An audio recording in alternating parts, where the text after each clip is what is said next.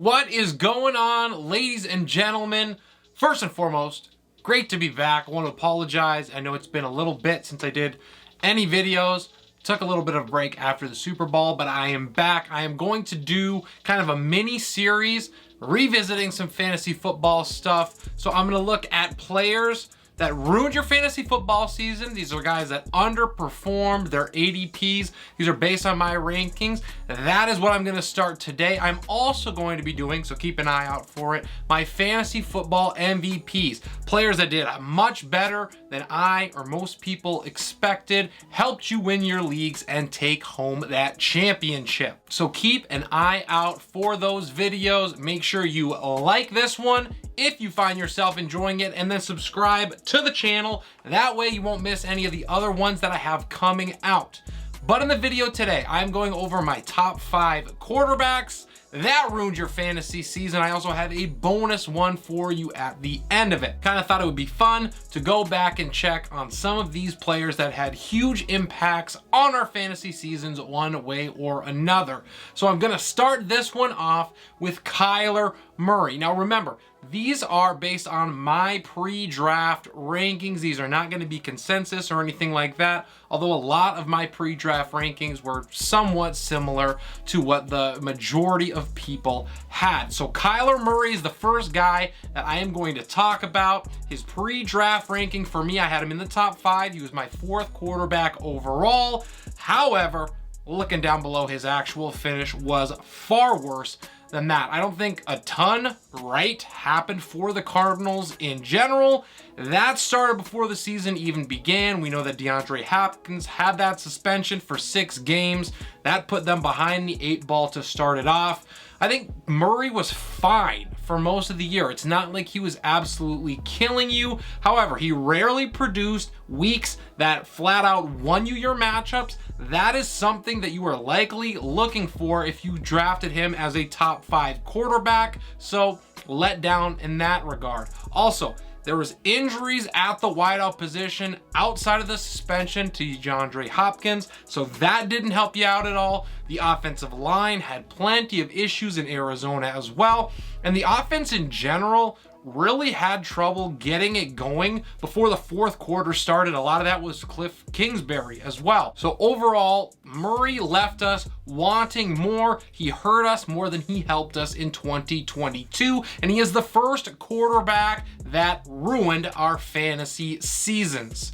The next guy that I'm gonna be looking at is Lamar Jackson. I had him in my top 5, although I had him lower than consensus. Many people, I think pre-draft, had him in their top 3. Some had him at 2, even though I saw him at 1 overall. I was not that high on him, but I still liked him a lot for obvious reasons. Now, a big part of Jackson's struggles can be attributed to his injuries. We know that he was banged up, missed a lot of games, so that dropped him down quite a bit. But to be honest, that was far from the only thing that was keeping Lamar Jackson from a top 10 finish. Both his rushing and his passing numbers were down almost across the board, and with the injuries both in the wide receiver and the running back room in Baltimore, he did not have the playmakers that he needed to help him out. Even the stalwart at tight end, his top weapon, Mark Andrews, went down for a couple of games. Lamar has also missed 10 games in the last 2 seasons. So that is something that we need to keep in mind for next year when we are drafting him. But overall, for the Ravens, things did not go as planned. Big part of that was Lamar Jackson's struggles, both offensively, creating things, and staying healthy. Next quarterback that ruined our fantasy seasons is Dak Prescott. I had him as a top 10 guy going into the season, and he finished at number 20 overall. He had a couple of things going for him that almost kept him off this list, because not everything fell apart for him. Getting injured early on in week 1, that was actually a bonus because owners had a chance to scoop up another option, as the pool at that point had a ton of decent players available. You could have rostered someone like Jared Goff or even Geno Smith. Most of those guys went undrafted, and that would have actually worked out quite well for you because they far exceeded expectations. Second, Dak did perform pretty well once he came back. It's not like he was throwing up duds week in and week out. However, the issue that he faced, both in reality and in fantasy football, has always been his consistency. Dak has 5 finishes outside the top 12 at the position in the 12 games that he started this season. He also led the league in interceptions. He had 15 of them in those dozen games. So not what you love to see when you spent a premium pick on him at quarterback. It's not going to cut it when you're expected to get big time production, especially with Dallas's slew of awesome offensive playmakers that were surrounding him. Dak let us down in a big way. The next quarterback who destroyed our hopes and dreams was Trey Lance. I had him as a top 10 quarterback pre-draft. He barely made it into the top 60. Obviously, that's because he played all of a game and a quarter. And the full game that he actually played was in a monsoon against Chicago, so that doesn't really count. Trey Lance was a guy that was particularly hurtful for me because I was all in on him. I had him in multiple leagues. I thought he had top 5 overall potential. He was injured early in week 2, so just like Dak, you had options. However, the issue was he never came back, as Dak did. Obviously, he was done for the season with that knee injury. And whether it was Jimmy Garoppolo or Brock Purdy, whoever took his place as a starting quarterback for San Francisco found plenty of success in the offense. It's one of the reasons that I and many others loved him so much. So as an owner, myself in multiple leagues, it killed me to see these lesser talented quarterbacks racking up the fantasy points while imagining what Trey Lance, a young mobile quarterback with awesome weapons in San Francisco, could have done in that same situation.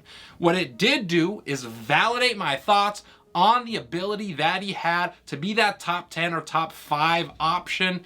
And had he played, I think he easily would have made at least a top 10 spot. But it hurts my soul to remember that he ended up being merely a dream that never came to fruition. That top 5 upside he had was legit, but he never was given an opportunity to showcase it. Still, he really hurt your chances at winning games last season. Next quarterback I am taking a look at that killed our chances this past season was Russell Wilson. I had him just outside of my top 10. I know a lot of people liked him a lot more than I did. I had him at 11 in my pre-draft rankings. He finished outside of the top 15. He's going to be salt on the wound of many an owner, and I understand that. We all saw what we thought was an incredible ceiling from him in an ascending offense that never materialized, and even worse, it was clear that it wasn't going to from week 1. That hurts even more because you have all of this hope built up through the preseason. You spend your pick to get your guy, and then he ends up not even looking like a shell of his former self. He was just plain awful. The injury to Javonte Williams was rough, but between the horrible system that they had going in Denver and Russ's inability to execute said plan, what was supposed to be a career resurgence of letting Russ cook while riding with Bronco country turned into a running joke and a bottom 5 offense. Pain, the whole pain, and nothing but the pain for Wilson owners. My bonus pick and the last quarterback I'm going to go over who absolutely ruined your fantasy season is Matthew Stafford. I had him on the back end of my QB1 rankings at 12th overall.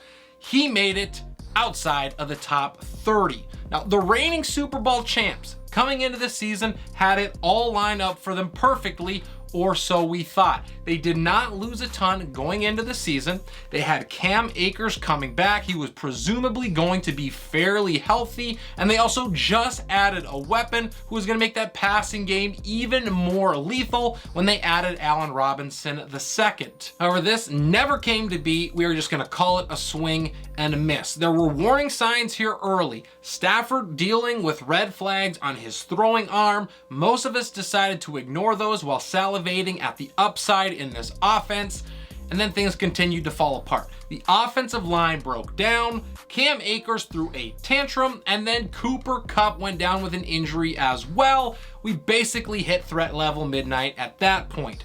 Stafford never looked like himself, he never got going, and the Rams as a whole completely imploded. If you were unfortunate enough to get one of these guys as your main quarterback on your roster, you were hurt a lot more than helped, and you probably had to go looking for at least one or maybe two options to help back up your team and try to survive to make a playoff push. I think this year, more than others, a recent memory, you probably were able to find a couple decent options if you hit early on someone like Geno or Jared Goff, but still drafting one of these guys put your team in a tough spot, and they could have completely ruined your fantasy season. That is all I got for this video. Remember, I have running backs, wide receivers, and tight ends coming out on this very subject. So if you enjoyed this video, make sure you like it and then subscribe to the channel as well, because I have more of the same coming out,